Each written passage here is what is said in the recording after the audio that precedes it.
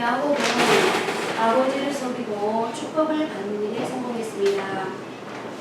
그러나 그 성공은 그로 하여금 만만치 않은 대가를 치르게 했고, 그러면서 야곱은 하나님의 뜻을 앞서가는 것은 결국은 손해구나라는 교훈을 얻게 되었습니다. 하나님의 뜻을 앞서간다는 것은 다시 말해 하나님의 뜻을 기다리지 못한다는 말입니다. 하나님은 분명히 큰 자가 아닌 어린 자 야곱을 통해서 하나님의 뜻이 이루어질 것을 계시하셨고 약속하셨습니다. 그러면 기다리면 될 것이었습니다. 엄마와 짜고 아버지를 속이고 형을 궁지에 몰아넣지 않고서도 하나님의 뜻은 이루어질 수 있었습니다. 그런데 야곱이 하나님의 뜻을 앞질러 간 것입니다. 아마 나름대로는 하나님이 이미 계시하셨기 때문에 이 축복은 내가 받아 마땅해 라는 자기를 합리화시키는 변명이 있었을 것입니다. 그러나 하나님은 야곱의 이런 행동 자체를 합리화시켜 주지 않으셨고, 결과적으로 그는 가족들과의 많은 갈등을 겪게 되었습니다. 그러나 야곱은 이 실패의 과정을 실패로 끝내지 않고 자신의 인생 속에 큰 교훈으로 삼았습니다. 그래서 그 이후로는 조금씩 착실하게 변화된 모습을 보이기 시작합니다. 이제 야곱이 떠나갈 순간이 되었을 때에는 훨씬 더 변화된 모습을 보입니다. 야곱이 말년에 경험한 하나의 사건이 있었습니다.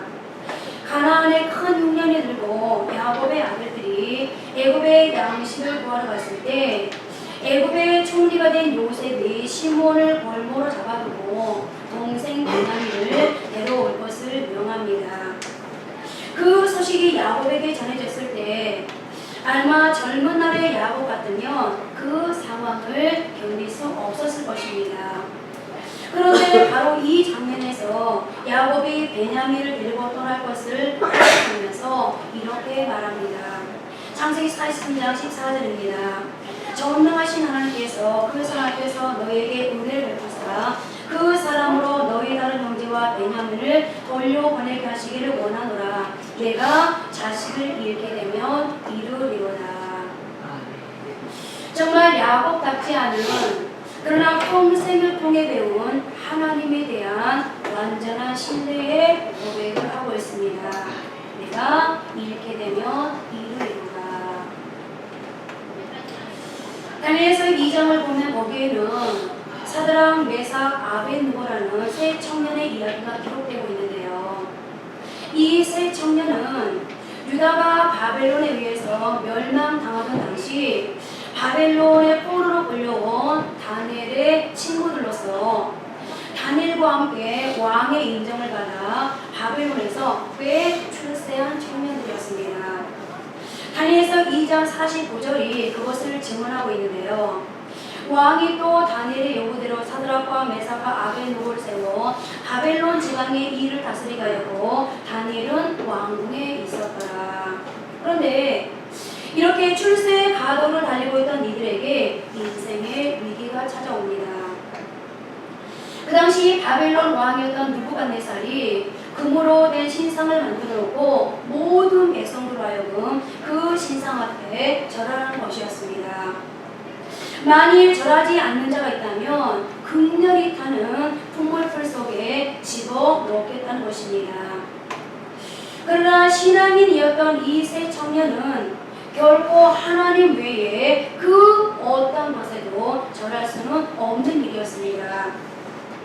하나님께서 우상을 섬길 수 없다고 하셨다면 당연히 섬길 수 없는 것이고 거기에는 더 이상의 토론이 필요치 않았습니다. 우상을 섬기지 말라는 것은 그들의 절대적인 표준이었기 때문입니다. 설령 왕의 명령이 날지라도 하나님의 명령을 앞설 수는 없는 것이었습니다. 그래서 그들은 절하지 않았고 설상가상으로 악한 세력은 그들을 지나쳐가지 않았습니다. 평소 그들을 못마땅하게 생각했던 갈대아인들이 그들의 절하지 않음을 왕에게 고발한 것이었습니다. 다니엘서 3장 12절입니다. 이제 유다 사람 사드락과 메삭과 아벤느고는 왕이 세워 바벨론 지방을 다스리게 하신 자이오늘 왕이여, 이 사람들이 왕을 높이지 아니하며 왕의 신들을 섬기지 아니하며 왕이 세우신 금 신상에게 절하지 아니하나이다. 그리고 그 다음 절입니다. 느부갓네살이 왕이 노하고 분하여 사드락과 메삭과 아벤느고를 끌어오라 말하며 드디어 그 사람들을 왕의 앞으로 끌어온지라. 사실 이 느부갓네살은 자신이 이 세상의 최고라는 것을 온 천하에 드러내기 위해 금으로 신상을 만들고 자신을 상징하는 이 신상 앞에 세상의 모든 사람들이 절하기를 명령했던 것입니다. 그런데 그 권위 앞에 도전하는 자신을 높이지 않는 사람들이 있다고 하니 자기를 무시한 것 같아 자존심이 상할 대로 상한 것입니다. 그러나 최대한 감정을 절제하면서 그 다음 절인 15절을 보니까 왕이 이 세 청년에게 이제라도 너희가 준비하였다가 내가 만든 신상 앞에 절하면 좋으리와 너희가 만일 절하지 아니하면 즉시 너희를 맹렬히 타는 풀물불 가운데 던져 넣을 것이다 라고 그들을 타이르고 있습니다. 그러나 그때 나타났던 이 세 청년의 반응을 보십시오. 우리 다 함께 다니엘서 3장 17절 18절 말씀을 합독하십니다. 왕이여, 우리가 선한 하나님이 계시다면 우리를 맹렬한 불을 가운데서 능히 건져내시고 왕의 손에서 건져내시리라. 그렇게 하지 아니하실지라도 왕이여, 우리가 왕의 신들을 섬기지 아니하고 왕이 세우신 금 신상에게 절하지도 아니할 줄을 아옵소서. 아멘. 참으로 위대한 신앙 고백, 하나님의 전능성을 온전히 인정하고 신뢰하는 그야말로 하나님을 뿅 가게 만들만했던 신앙인으로서 가장 완벽한 고백, 신앙의 정체성을 지킨다는 것이 무엇인지를 가장 정확하게 가이드하고 있는 이 장면. 하나님은 우리를 이 맹렬히 타는 풍물불 속에서 능히 건져내실 능력 있는 분이신 것을 우리는 믿습니다. 아멘. 그러나 그렇게 하지 아니하실지라도 우리는 그 하나님의 섭리를 믿고 왕이 세우신 신상 앞에는 결코 절하지 않겠습니다. 아멘. 여러분, 이 순간 하나님의 마음이 어땠을까요? 이 장면을 보고 있는, 이 당당한 고백을 듣고 있는 하나님의 마음이 어땠을까요? 저는 하나님이 완전히 뿅 갔을 것 같아요. 이보다 더 만족할 만한 신앙 고백이 어디 있겠습니까? 이보다 더 완벽한 신앙의 행위가 어디 있겠습니까?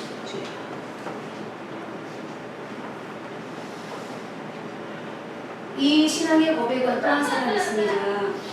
이스라엘의 멸망의 소식 앞에 3일을 금식하고 죽으면 죽으라고 왕 앞으로 나갔던 에스더의 신앙입니다. 그렇습니다. 저는 지금까지 야곱의 내가 자식을 잃게 되면 이르리라는 신앙의 결단과 하나님이 우리를 능히 건져내실 것입니다. 그러나 그렇게 아니하실지라도 나는 사드락, 메삭, 아벤느고의 위대한 신앙 고백과 죽으면 죽으리라는 에스더의 결연의 순교 신앙에 대해서 말씀을 드렸는데요. 여러분, 제가 지금까지 말씀드린 이 세 종류의 상황과 사건에서 무언가 공통된 부분이 있다는 것을 발견하지 않으셨습니까? 저는 오늘 말씀드린 이 부분에서 신앙의 역설을 발견할 수 있었는데요. 사실 오늘 이 말씀에 대한 힌트는 하나님이 주신 것이었습니다. 금요 기도회 때도 잠깐 말씀을 드렸습니다만, 지지난주 새벽에 어떤 분을 위해 중보 기도를 하고 있었습니다. 될 듯 될 듯 안 되는 상황, 풀릴 듯 안 풀리는 현실. 그래서 저는 하나님께 왜 이렇게 고난이 계속되는지를 묻지 않을 수 없었습니다. 하나님, 왜 이런 상황이 계속됩니까? 이제는 이것도 좀 해결해 주시고, 이 부분은 좀 채워주시고, 이것은 좀 풀어주십시오. 그야말로 저는 계속해서 더하기를 하나님 앞에 요구하고 있었습니다. 이것도 더해주시고, 저것도 더해주시고, 이런 축복도 주시고, 저런 축복도 주시고. 그런데 하나님께서 나 여호와의 축복의 공식은 더하기가 아니라 빼기란다 라고 말씀하시면서, 지금 내가 기도하고 있는 그 사람에게서 자신의 자아, 고집, 아직도 자기가 할 수 있다고 자신하는 것, 아직도 하나님보다 더 높아지려고 하는 욕망, 하나님보다는 사람들에게 인정받으려고 하는 유혹, 그런 것들을 그에게서 빼내기 위해서 나는 지금 그를 연단하고 있는 거란다 라고 말씀하시네요. 사람들은 세상의 것들이 더해질 때, 물질 즉 통장의 잔고가 더해질 때, 건강이 좋아질 때, 사업이 잘 될 때, 좋은 대학을 가고 결혼을 잘했다고 여겨질 때, 자식이 성공했다고 느껴질 때, 주변의 사람들에게서 인정받는다고 여길 때 그것이 축복이라고 여기지만, 하나님의 축복의 공식은 아이러니하게도 자기를 내려놓을 때 오히려 더하기가 된다는 것을 역설적으로 말씀해 주셨습니다. 아멘. 여러분 보십시오. 오늘 야곱이 자식을 잃게 되면 잃겠다라는 각오로 베냐민을 보냈습니다. 그러나 여러분들, 베냐민을 잃었습니까? 아닙니다. 오히려 죽은 줄만 알았던 요셉을 얻게 되었습니다. 아멘. 사드락, 메삭, 아벳느고를 보십시오. 그들이 느부갓네살 앞에서 절할 수 없다고 했습니다. 그 결과가 어떻게 되었습니까? 다니엘서 3장 19절에 보니까 느부갓네살이 분이 가득하여 사드락과 메삭과 아벳느고를 향하여 얼굴빛을 바꾸고 명령하여 이르되, 그 불못불을 뜨겁게 하기를 평소보다 7배나 뜨겁게 하라 하고, 왕이 화가 많이 났습니다. 그래서 명령합니다. 불못불의 세기를 평소보다 7배나 더하겠습니다. 계속되는 22절 23절입니다. 왕의 명령이 엄하고 불물불이 심히 뜨거우므로 불꽃이 사드락과 메삭과 아벳느고를 붙든 사람을 태워 죽였고, 이 세 사람 사드락과 메삭과 아벳느고는 결박된 채 맹렬히 타는 불물불 가운데에 떨어졌더라. 여러분, 그래서 죽었을까요? 우리가 성경의 내용을 본 적도 들은 적도 없는 여러분들, 이 드라마를 보고 있다고 생각해보세요. 얼마나 지금 손에 땀이 나겠어요? 얼마나 아슬아슬하겠어요? 죽었을까? 살았을까? 여러분들 어떻게 됐을까요? 죽었을까요? 우리 다같이 다니엘 3장 27절 말씀 함께 합독하십니다. 총독과 지사와 행정관과 왕의 모사되어 이 사람들을 본즉 우리는 이 그들의 몸을 해하지 못하였고, 머리털도 돌리지 아니하였고, 겉옷빛도 변하지 아니하였고, 불탄 냄새도 없었더라. 할렐루야. 아멘. 혹시 여러분들 중에 오늘 이 이야기를 듣고 하나님을 시험해 보겠다고 불 가운데 들어가는 분은 없으시길 바랍니다. 오늘 이런 경우는 지난주에 말씀드렸던 것처럼 특별한 경우입니다. 에스더가 죽으면 죽으리라고 왕 앞에 나아갔을 때 에스더가 죽어서 시신이 되어 왕 앞에서 나왔습니까? 아닙니다. 오히려 하나님은 이스라엘을 멸망시키려 했던 하만을 멸하셨습니다. 그렇습니다. 바로 이게 신앙의 역설입니다. 세상 축복의 공식은 1 더하기 1은 2입니다. 그러나 하나님의 축복의 공식은 1에서 2를 빼도 답은 2가 될 수 있습니다. 가장 가까운 예로 우리의 헌금 생활을 보십시오. 내가 오늘 헌금을 5만 원을 드렸다고 가정해 봅시다. 분명 내 주머니에서 5만 원이 나갔으니까 내 삶에는 5만 원만큼이 비워진 상태인 거고, 그러면 나는 5만 원만큼의 빈곤한 삶을 살아야 하는 게 맞습니다. 그런데 이상하게 오히려 내 삶이 더 풍성하다는 것, 더 풍성해지는 것을 여러분 다 체험하지 않으셨습니까? 그것은 비단 헌금뿐만이 아닙니다. 성경이 우리에게 여러 가지 사례들을 통해서 증언해 주고 있는데요, 성경의 수많은 증인들이 오늘 또 우리에게 밝혀주고 있습니다.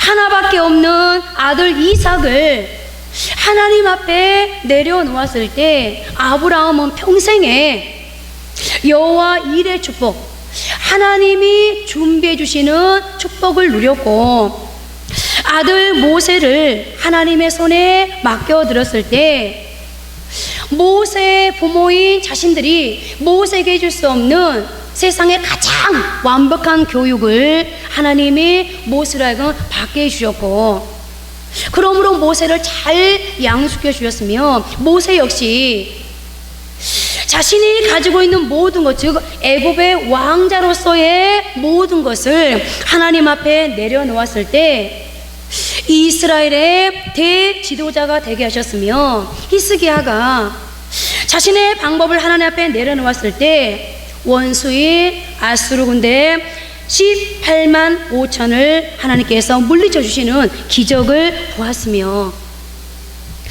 자신의 자아와 욕심, 출세하고픈 욕망을 주님 앞에 내려놓았을 때 바울은 가는 시대와 오는 시대의 위대한 전도자가 될 수 있었으며, 십자가의 죽음 앞에 자신을 내려놓았을 때 예수님의 그 내려놓음은 인류의 구원으로 이어졌습니다. 여러분들이 잘 아시는 헨리 나우엔이라는 사람은 하버드대 교수 자리와 예일대 교수 자리를 내려놓고 주님을 위해서 살기로 작정했습니다. 그랬더니 그로 하여금 하나님은 수많은 기독교인들의 신금을 올릴 수 있는 대집필을 할 수 있도록 그에게 수많은 능력과 지혜를 더해 주었습니다. 그렇습니다. 하나님의 축복의 공식이 오늘은 빼기인 것 같지만, 무언가 자꾸 비어지고 없어져 버린 것 같지만 결국은 그 빼기가 더하기가 되고 더 나아가 곱하기가 되어진다는 것을 우리는 부인할 수가 없습니다. 그래서 우리는 성경을 역설의 책이라고 말하는 것이고 하나님을 역설의 하나님이라고 부르는 것입니다. 그리고 저는 앞으로 이 하나님의 방법이 성경의 역설로 행복의 문을 여는 열쇠 몇 가지만 말씀드리려고 하는데요, 오늘 그 중에 한 가지만 말씀드리도록 하겠습니다. 그 첫 번째 것은 먼저 약해지십시오 하는 것입니다. 연약함을 인정하는 자가 진정한 강자이기 때문입니다. 오늘 본문은 사도 바울의 고백입니다. 바울은 적어도 외견상으로는 강력한 지도자 유형에 속한 사람으로서 기질적으로 담즙질 유형에 속한 사람입니다. 한번 결심하면 앞만 보고 전진하는 유형의 지도자입니다. 그러나 그런 바울에게도 자신의 연약함을 처절하게 느껴야 하는 어떤 상황적인 연약함이 있었던 것으로 보입니다. 아마도 그의 육체 안에 있었던 난치의 질병이 아니었나 싶은데 바울은 그것을 본문에서 육체의 가시라고 말합니다. 그리고 그 가시가 무엇인지에 대해 많은 논란이 있습니다. 어떤 성경학자들은 바울에게 고질적인 안질, 즉 다메섹 도상에서 강력한 하늘의 빛을 접하고 그 자리에서 거꾸러졌을 때 주님의 다루심으로 얻은 병이 아닌가 추정하기도 하고, 또 어떤 학자들은 그에게 간질이 있었다고 추측하기도 합니다. 갈라디아서 4장 14절에서 너희를 시험하는 것이 내 육체에 있으되 라고 했는데, 안질 정도로 그런 고백을 할 수 있었겠느냐는 것입니다. 따라서 외적으로 그보다 중한 중상을 보이며 당시 사람들이 매우 부끄러워하던 간질이었을 것이다 라고 추측하는 것입니다. 여하튼 그에게는 쉽게 떠나가지 않으면서 늘 그를 찌르고 괴롭히던 어떤 육체의 가시가 있었습니다. 그런데 이런 자신의 연약함에도 불구하고 오늘 본문에서 바울 사도는 놀랍게도 그 연약함이 오히려 강함이었노라고 고백하고 있습니다. 그리고 이것은 놀라운 역설, 즉 패러독스입니다. 역설은 모순되어 보이지만 진리인 것을 말하고 있고, 우리가 바울의 고백과 같은 이런 역설을 수용할 수만 있다면 진정으로 강해지기 위해서는 약함을 인정하고 받아들여야 한다는 역설적 고백 또한 할 수 있을 텐데요. 왜냐하면 연약함에는 보이지 않는 우리를 영적으로 강하게 하는 유익이 있기 때문입니다. 자, 그러면 도대체 연약함의 영적인 유익은 무엇일까요? 바울은 오늘 우리의 연약함이 강함이 된다고 말하고 있는데, 연약함이 어떻게 강함이 된다는 걸까요?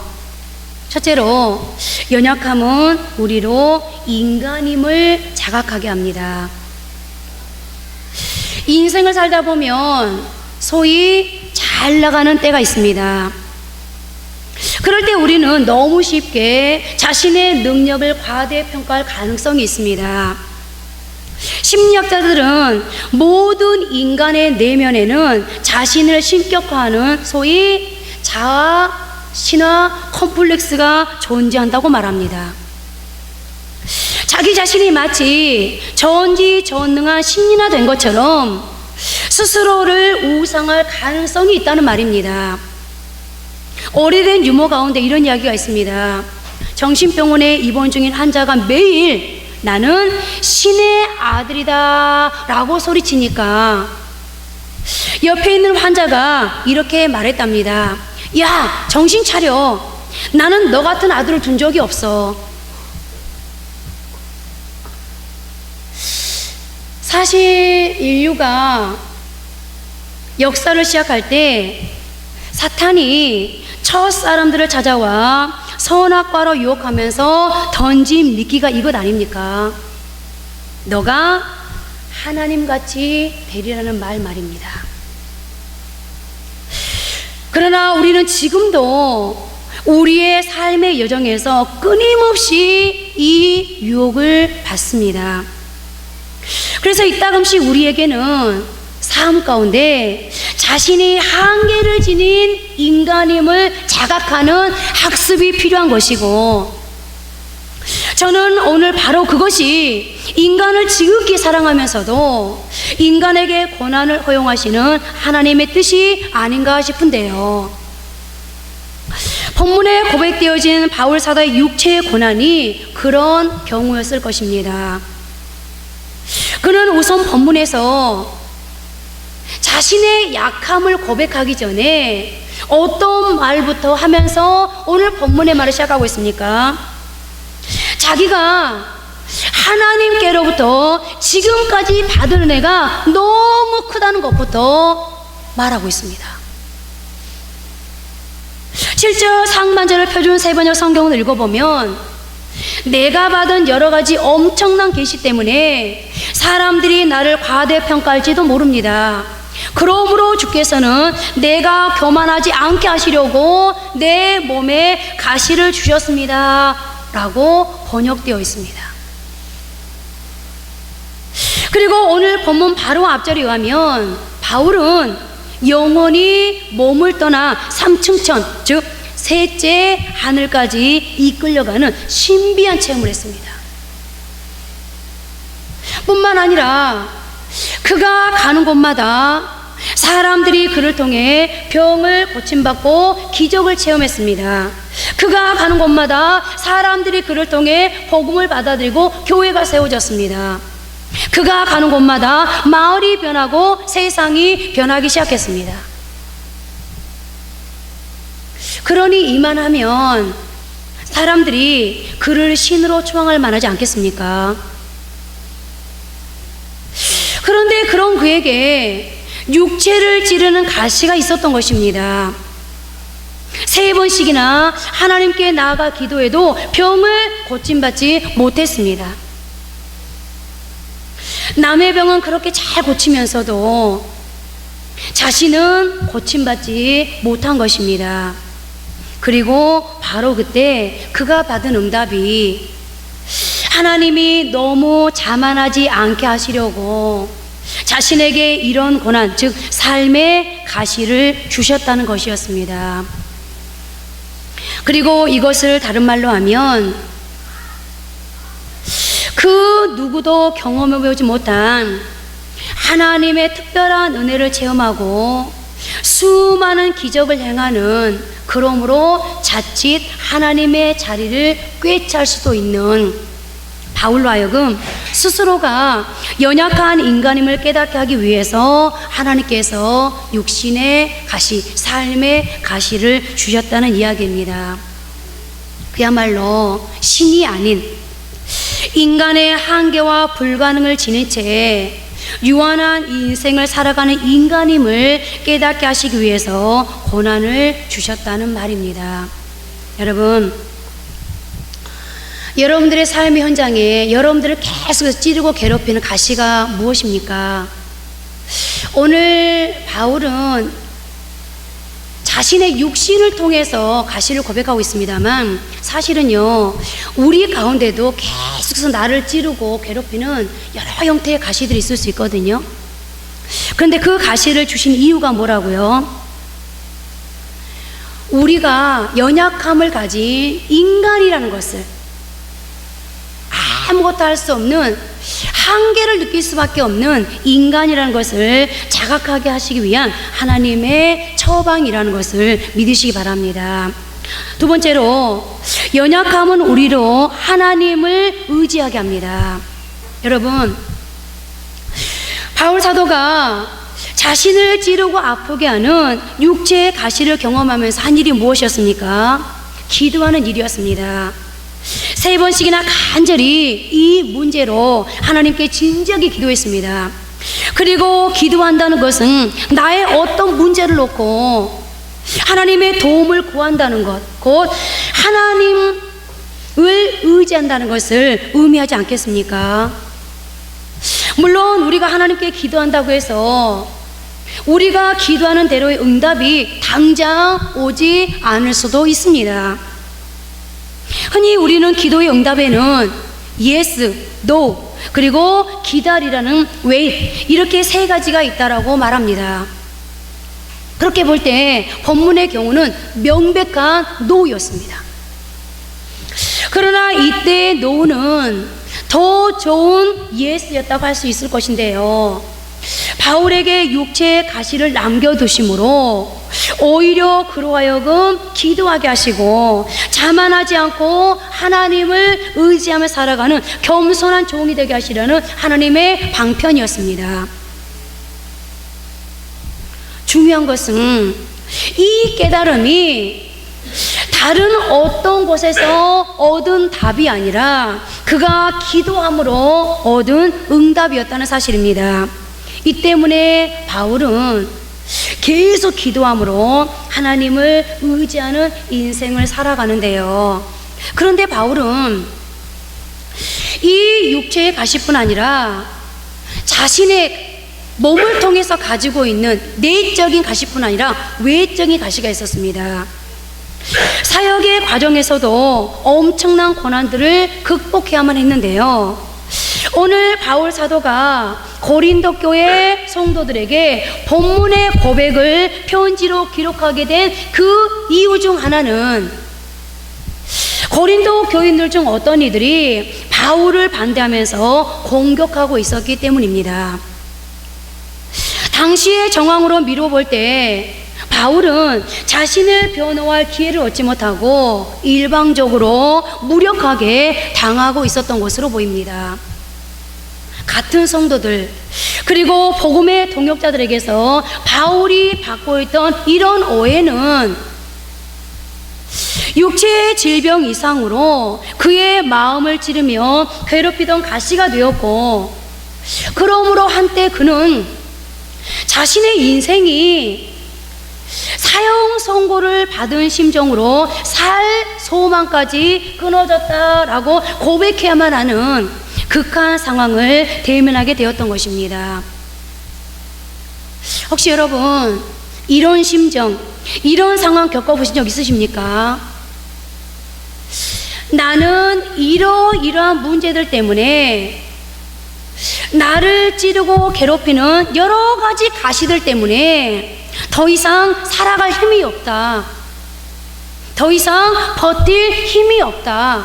차라리 죽는 것이 낫겠다. 오늘 바울의 심정이 살 소망까지 끊어진, 마치 사형 선고를 받은 것 같은 그런 심정이었다는 것인데요. 자, 그러면 오늘 바울이 자신에게 닥친 그런 위기를 어떻게 극복했는지를 보십시오. 그의 간증을 직접 들어보도록 하겠습니다. 고린도서 1장 8절 9절 말씀 함께 합독합니다. 형제들아, 우리가 아시아에서 당한 환난을 너희가 모르기를 원하지 아니하노니 힘에 겹도록 심한 고난을 당하여 살 소망까지 끊어지고 우리는 우리 자신이 사형 선고를 받은 줄 알았으니 이는 우리로 자기를 의지하지 말고 오직 죽은 자를 다시 살리시는 하나님만 의지하게 하심이라. 이 고백에서 바울은 하나님이 자신에게 이런 고난을 허용하신 이유를 무엇이라고 설명하고 있습니까? 하나님이 하나님의 자녀인 우리들에게 감당하기 어려운 큰 절망을 경험하게 하신 이유가 무엇일까요? 바울은 9절에서 그 해답을 찾고 있는데요. 이는 우리로 자기를 의지하지 말고 오직 죽은 자를 다시 살리시는 하나님만 의지하게 하심이라. 우리는 대부분 적당한 고난을 만나면 자신의 힘과 지혜로 극복하려고 노력합니다. 절망을 돌파하려고 노력합니다. 어쩌면 이것이 인간의 본능일 것입니다. 그러나 정말 큰 고난을 만나면 절망합니다. 많은 사람들이 쉽게 포기해버립니다. 그런데 바로 이러한 때야말로 우리가 해야 할 일은 내 자신이 아닌 하나님을 의지할 때라는 것입니다. 우리가 자신에 대하여 절망할 때, 나의 연약함을 인정하고 고백할 때, 곧 내 자신을 내려놓고 죽을 때, 바로 그때가 하나님의 부활의 능력을 경험할 수 있는 축복의 순간이라는 것입니다. 오늘 바울은 지금 이걸 말하고 싶은 겁니다. 그리고 바로 그것이 믿음의 조상 아브라함의 체험 아니겠습니까? 고대 세계에서 자식을 두지 못한다는 것은 절망 그 자체였습니다. 인간적으로 생산의 기회와 능력을 다 잃어버려 절망하지 않을 수 없을 그때, 그는 절망 속에서 어떻게 했습니까? 그는 오직 하나님만을 바라보았습니다. 그리고 바로 그때 하나님은 그에게 이삭이라는 기적의 아들을 선물로 주시지 않았습니까? 훗날 바울은 이 사건을 이렇게 설명합니다. 로마서 4장 18절 19절 말씀 한 번 더 합독하십니다. 아브라함이 바랄 수 없는 중에 바라고 믿었으니 이는 내 후손이 이같으리라 하신 말씀대로 많은 민족의 조상이 되게 하려 하심이라.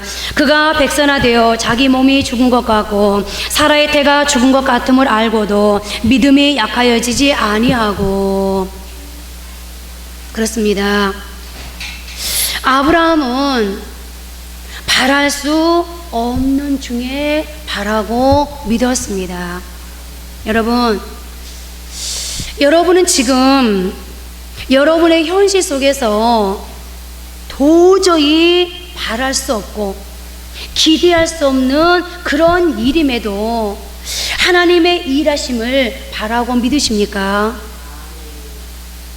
그가 백선하되어 자기 몸에 죽은 것 같고 사라의 태가 죽은 것 같음을 알고도 믿음이 약하여지지 아니했다 그랬는데,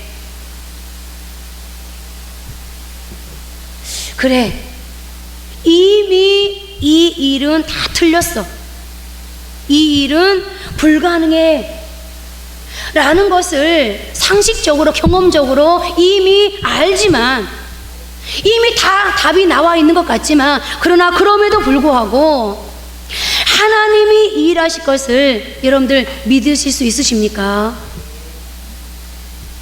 히브리서 11장 12절에 보면 이러므로 죽은 자와 같은 한 사람으로 말미암아 하늘의 허다한 별과 또 해변의 무수한 모래와 같이 많은 후손이 생육하였느니라 라고, 오늘 아브라함의 이 믿음에 대해서 결과가 어떠했는지 그 답을 우리에게 증언해 주고 있습니다.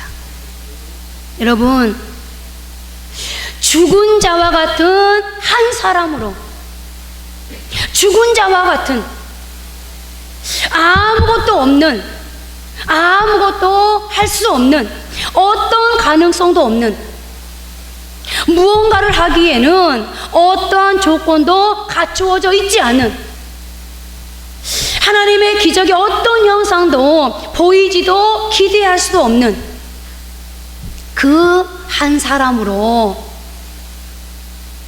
절망할 수밖에 없는 그 한 사람으로, 연약한 그 한 사람으로 하나님은 하늘의 허다한 별과 해변의 무수한 모래와 같은 많은 후손이 생육하게 하셨느니라.